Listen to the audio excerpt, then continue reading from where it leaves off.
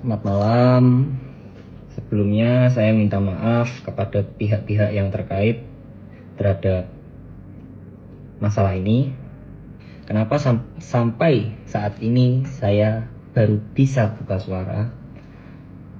Karena nama saya sudah disebut. Sebagai laki-laki, saya sudah bertanggung jawab. Maka setidaknya izinkanlah saya untuk menceritakan kronologi dan meluruskan beberapa hal. Awal mulanya ketika saya itu kenal Erika adalah melalui live TikTok.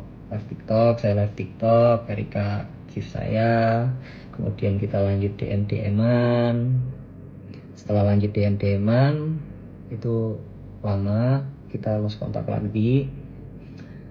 Tidak ada kontak sama sekali sampai di bulan November kemarin saya dan Erika janjian untuk main biliar di Cubic Billiard Senci. Cubic ya, itu mungkin Cubic ya, pokoknya yang biliar di Senci. Di sana kita minum-minum, teman Erika ada yang datang juga minum. Selesai dari Cubic kita lanjut karaokean. Di karaokean kita minum-minum. Pada saat itu sebenarnya saya sudah merasa mabuk karena saya sudah tidak pernah minum alkohol lagi. Dan sebenarnya saya tuh nggak doyan sama alkohol, saya udah berhenti minum. Ketika itu saya minum lagi, jadi ya minum pasti mabuk banget. Dari sana lanjut lagi. Di sana tuh lanjut lagi ke Swill House kita minum lagi. Ke Swill House, kelar dari Swill House lanjut lagi ke Su minum lagi sampai dari private room minum lagi karena aku udah mabuk banget. Kita diajak pulanglah ke kediaman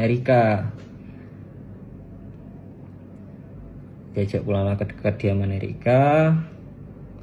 Dibilang jangan pulang, kan mabuk, di sini aja. Oke. Besokannya saya kan punya job di Batam. Keesokan harinya saya berangkat ke Batam. Pada saat itu kita masih intens, catatan kita masih intens, kita masih video call bareng gitu kan, Tiba-tiba Erika ini samperin aku, saya tidak tahu. Tiba-tiba Erika itu samperin aku udah sampai di Batam. Akhirnya nemenin saya perform, minum juga. Selesai perform itu minum juga. Pulang bareng. Esokan paginya saya berangkat ke Batu Raja. Kok Batu Raja ya? Mana ya?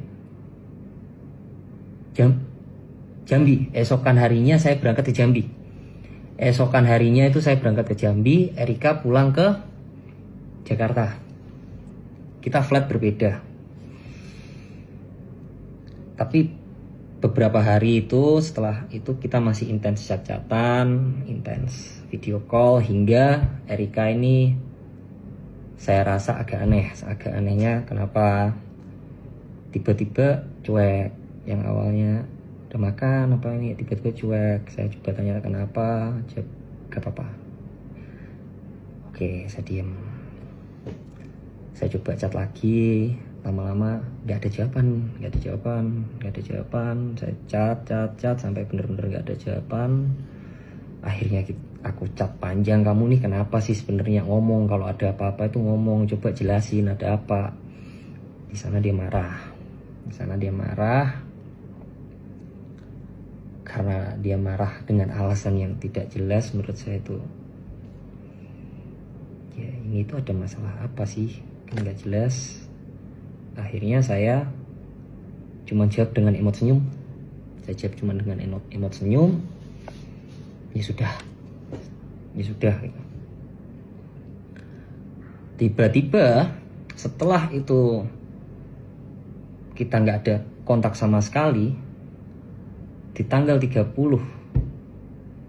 Desember, itu 1 hari sebelum saya main di Medan untuk acara New Year, Erika telepon. Pertama nanya, lagi apa? Oh, enggak lagi apa-apa. Kenapa? Aku hamil. Dia mengutarakan bahwa dia itu hamil. Pada saat itu karena saya juga syok dan saya masih ada pekerjaan, saya bilang, oke, kamu di rumah sakit mana? Saya akan datang. Tapi saya mau selesaikan perform besok dulu. Gak apa-apa kan? Gak apa-apa, oke. Di hari yang sama saya langsung telepon orang tua saya. Saya jelaskan, Pak, ini hamil. Terus orang tua saya memutuskan, ya sudah, ayo berangkat ke sana. Oke. Singkat cerita, kita berangkat. Saya dengan orang tua saya berangkat ke sana. Orang tua saya menjelaskan kondisi saya seperti dalam podcast tersebut. Dan di sana Erika sudah berkata kepada orang tua saya bahwa dia bisa menerima kondisi saya. Kemudian orang tua saya ya bilang, ya sudah, jalanin aja. Oke, akhirnya kita jalanin. Setelah kita jalanin, kita berantem. Pertama kali kita berantem adalah masalah charger. Masalah kabel charger, guys.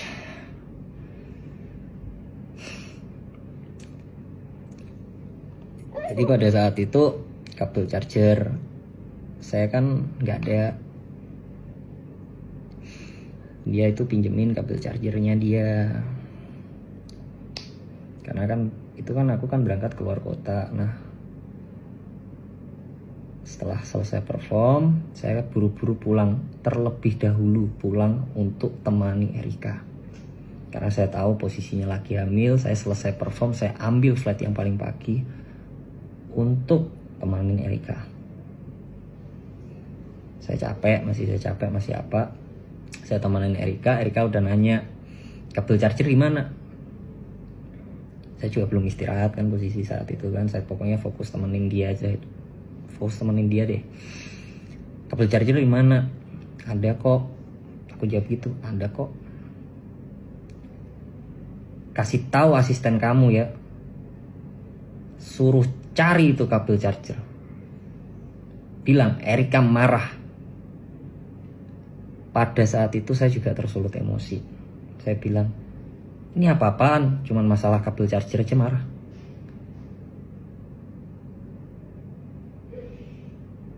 Selesai masalah itu, kita diem. Akhirnya berbaikan lagi. Jalan lagi. Setelah jalan lagi, pagi hari kita mau keluar bareng. Di pagi hari itu kita mau keluar bareng. Karena pada saat itu celana panjang saya itu semua lagi dicuci. Saya bilang, apa aku pakai celana pendek aja ya? Yang agak saya shock pada saat itu, dia berkata kepada saya,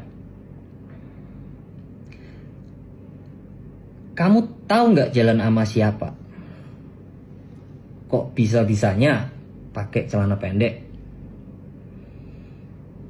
Jujur, pada saat itu saya sangat terpukul gitu kan. Tapi saya berusaha positive thinking. Oh, mungkin karena ini hormon ibu hamil. Saya diam. Saya keluar dari kamar. Saya ngerokok. Saya mencoba tenangin diri. Kemudian saya berusaha untuk masuk lagi ke kamar tersebut. Ternyata kamar tersebut itu dikunci. Padahal ingin saya itu untuk menyelesaikan gitu loh. Saya sudah nggak emosi, anggap ya udah deh gitu. Saya ketuk gak ada jawaban, saya chat gak ada jawaban. Oh ya sudah, tidak lama Orang cincin ini telepon, orang cincinnya telepon, bilang, "Kak, ini cincinnya udah selesai, udah bisa diambil." Oh oke. Cincin udah bisa diambil, oke. Saya telepon teman-teman saya pada saat itu untuk antar saya ambil cincin. Untuk antar saya ambil cincin sama ngopi. Tapi saya chat Erika, saya bilang saya ambil cincin, saya ngopi dulu. Udah pulang dari sana. Setelah ambil cincin, saya berusaha masuk lagi, ternyata pintu udah dibuka. Tapi ini posisi teman saya sudah pada pulang ya, istilahnya teman saya itu cuma antar saya.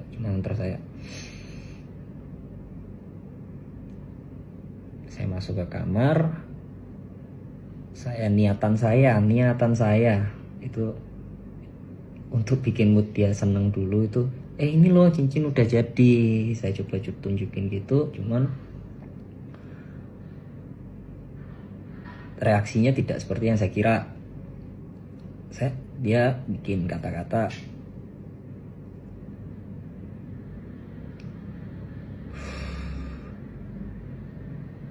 "Saya sepertinya tidak bisa melanjutkan hubungan ini. Udah, kamu diam aja.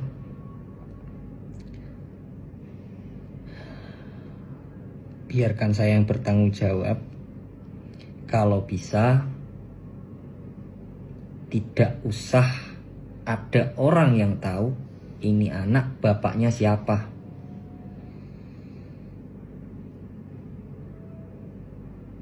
Saya mau apa lagi gitu kan.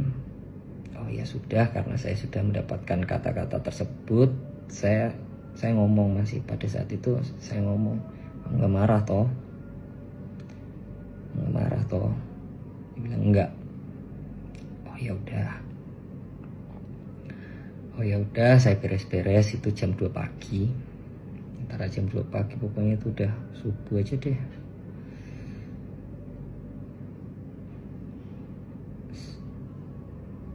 Saya telepon teman saya.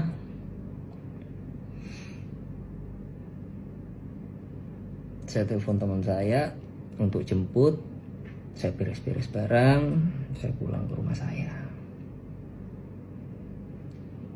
Di saat itu juga saya langsung telepon orang tua saya kabarin, "Pah, Mah, ini dia bilang gak mau melanjutkan.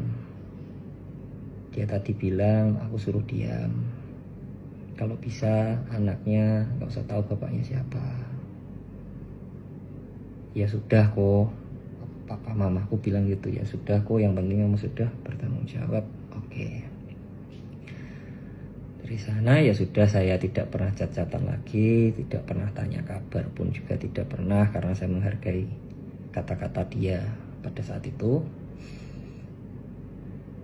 Sampai singkat cerita tiba-tiba nongol di podcast. Ini rame banget ketika orang-orang itu mengarah ke saya. Di hari yang sama itu saya sudah coba untuk chat Erika, "Boleh telepon nggak? Saya mau klarifikasi. Tapi ini aku cukup klarifikasi ke kamu, nggak perlu klarifikasi ke sosmed." Aku tanya lagi, "Bisa telepon nggak?" Hingga saat ini itu tidak ada jawaban. Kemudian untuk masalah pengancaman, saya sebenarnya tidak tahu menahu tentang grup 19 orang tersebut. Cuman apabila ada kata-kata saya yang menyakiti hati saudara, menyinggung saudara, maupun menyakiti saudara, Saya minta maaf sebesar-besarnya. Dengan rendah hatinya saya minta maaf sebesar-besarnya, karena saya juga mendapatkan ancaman. Saya mungkin juga sedang emosi, saya kilaf, saya dapat dorongan dari luar.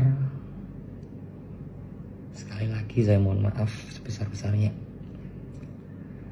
Sekian klarifikasi saya. Saya minta maaf banget buat fans-fans saya. Saya minta maaf banget sudah mengecewakan sekali.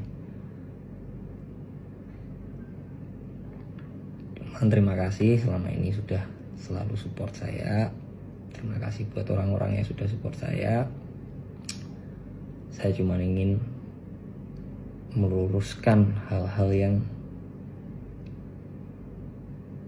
bisa diluruskan.